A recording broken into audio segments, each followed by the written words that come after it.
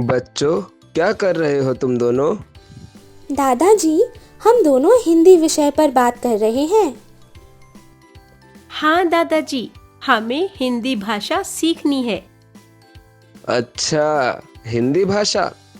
वैसे तुम्हें पता है, दुनिया में बहुत सारी भाषाएं होती हैं। तुम्हें पता है, हिंदी इकलौती ऐसी एक भाषा है जिसे लिखा भी वैसा ही जाता है जैसा इसे बोला जाता है। लेकिन कुछ विद्यार्थी गलत या अशुद्ध उच्चारण करने की वजह से अशुद्धियां करते रहते हैं। दादाजी, क्या आप इस विषय में मुझे और बता सकते हैं? बिल्कुल आरुषि, मैं तुम्हें इस विषय में विस्तार से बताता हूँ।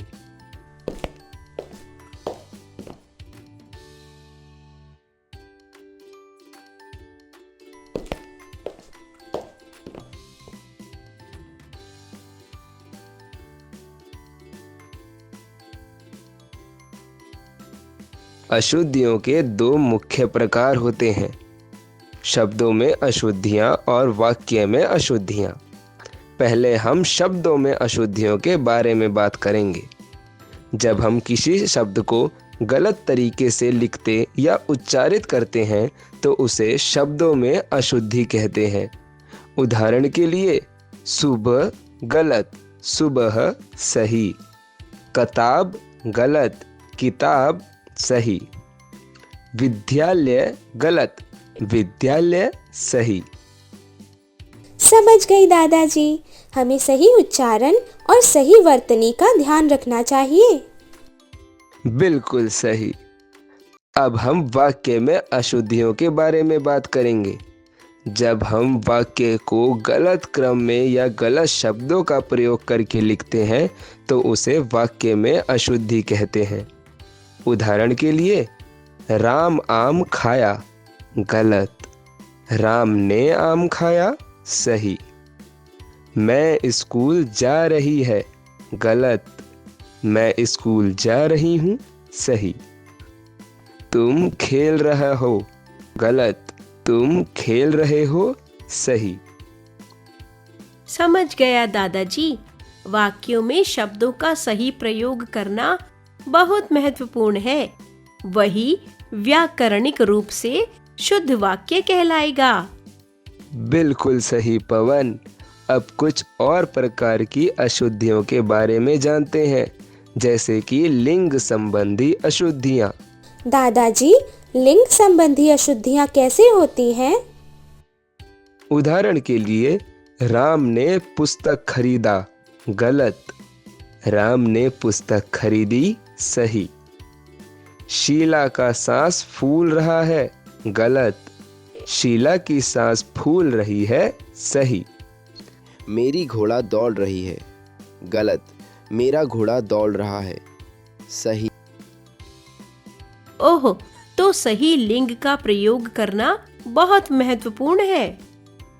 बिल्कुल पवन। अब वचन संबंधी अशुद्धियों की बात करते हैं, जैसे प्राण निकल गया, गलत। प्राण निकल गए, सही। प्रत्येक पाठकों तक पत्रिका पहुंच चुकी है, गलत। प्रत्येक पाठक तक पत्रिकाएं पहुंच चुकी हैं, सही। सुधा ने 5 कचौड़ी खाई, गलत। सुधा ने 5 कचौड़ियां खाई, सही।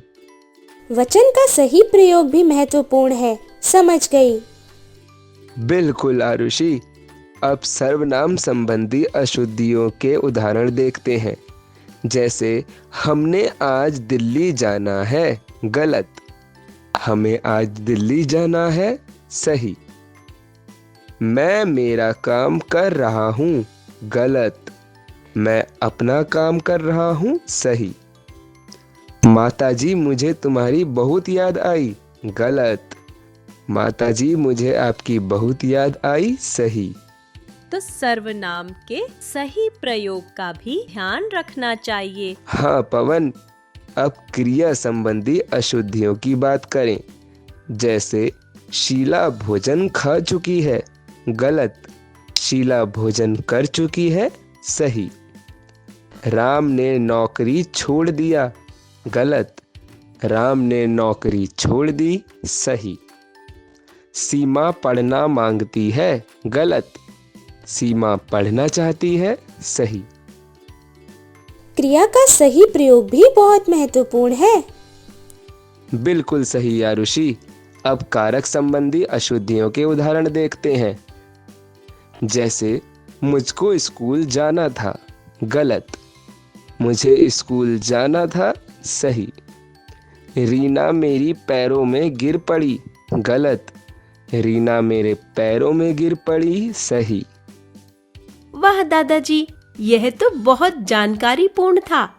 अब मैं वाक्यों में अशुद्धियां ठीक से समझ गया। हाँ दादाजी, अब हमें व्याकरण की और भी जानकारी मिल गई। धन्यवाद। बहुत अच्छा बच्चों। त्रुटि सुधार से हम अपने लेखन को सुधार सकते हैं और सही तरीके से प्रस्तुत कर सकते हैं। याद रखें, अशुद्धियों को पहचानना और उन्हें ठीक करना बहुत महत्वपूर्ण है। अब हम अभ्यास करेंगे और अन्य उदाहरणों पर काम करेंगे। धन्यवाद दादाजी।